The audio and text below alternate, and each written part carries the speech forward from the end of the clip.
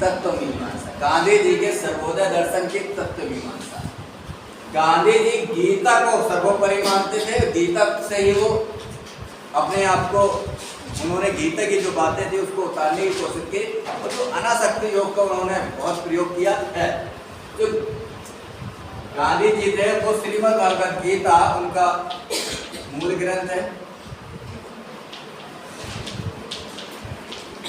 तो गांधी जी श्रीमद् भगवद गीता को ही मानते थे, और गीता उनका जो दर्शन है वो सर्वोदय दर्शन कहलाता है, जो गीता दर्शन आप कह सकते हैं।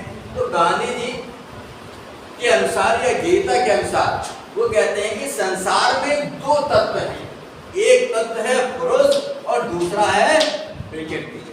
ठीक है, जो पुरुष तत्व है वो इलेक्ट्रॉनिक साइंस से रिलेटेड आप कह सकते हैं।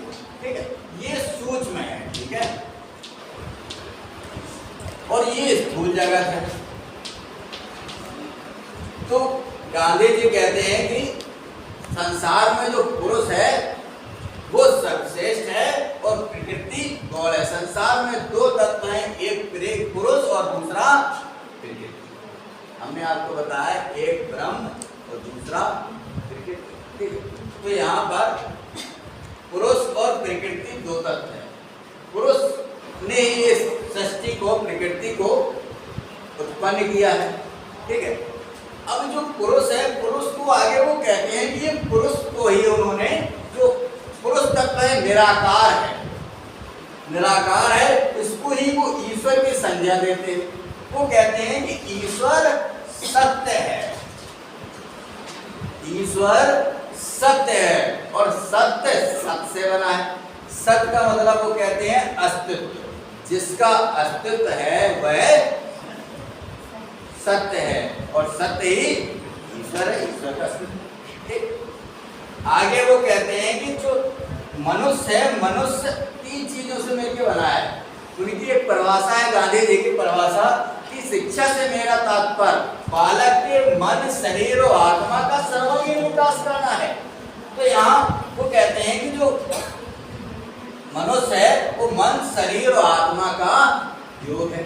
मन से मानसिक, शरीर से शारीरिक और आत्मा से आध्यात्मिक।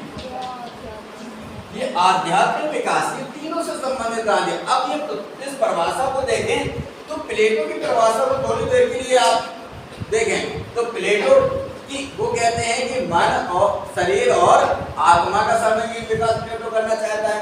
ठीक है, तो यहाँ पर एक गांधी जी ने और जोड़ दिया, पानी पी लो। अब गांधी जी कहते हैं कि एकादश व्रत, मनुष्य को एकादश 11 व्रतों का पालन करना चाहिए। सत्य, अहिंसा, अस्तेय, अपरिग्रह, भय, अभय, छुआछूत, इस तरह के जो 11 एकादश व्रत हैं उन व्रतों का पालन करना चाहिए। ठीक,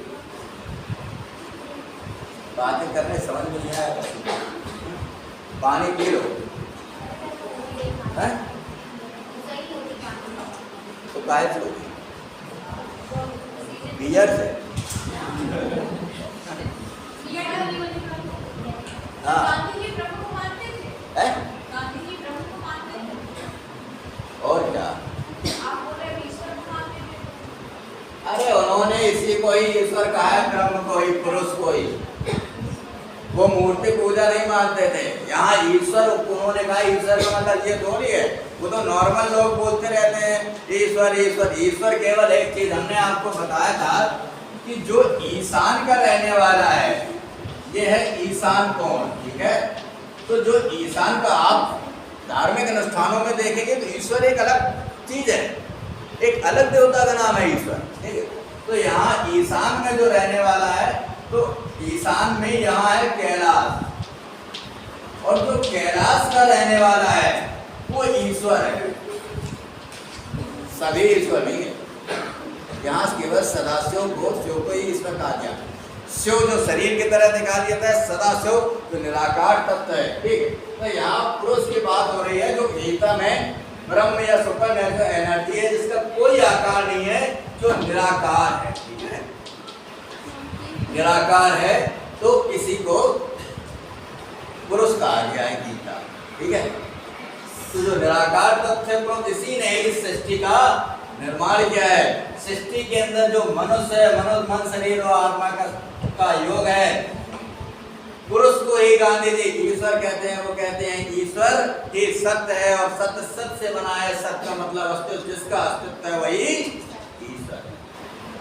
वो एकादश वृत्तों के पालन की बात करते हैं। वो कहते हैं सत्य, अहिंसा, अस्त्य, अपरिग्रह, छुआछूत, अभय, ऐसे 11 वृत्तों के पालन के लिए वो कहते हैं, ठीक। इतनी सी मीमांसा है, नहीं समझ में आई? फिर से शुरू करेगा,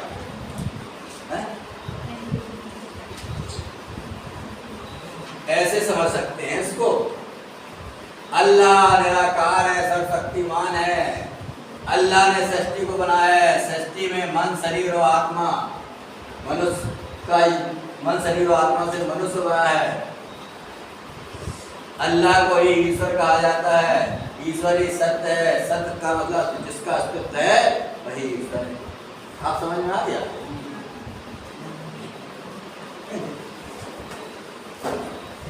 वैसे जो ये ब्रह्म है, अल्लाह नहीं है, अल्लाह प्रकृति कहा गया है। जो एनर्जी है उसको अल्लाह कहा गया, अल्लाह शब्द से बना है, ठीक है। और ये है खुदा, खुद से बना है, जिसका अस्तित्व है खुदा।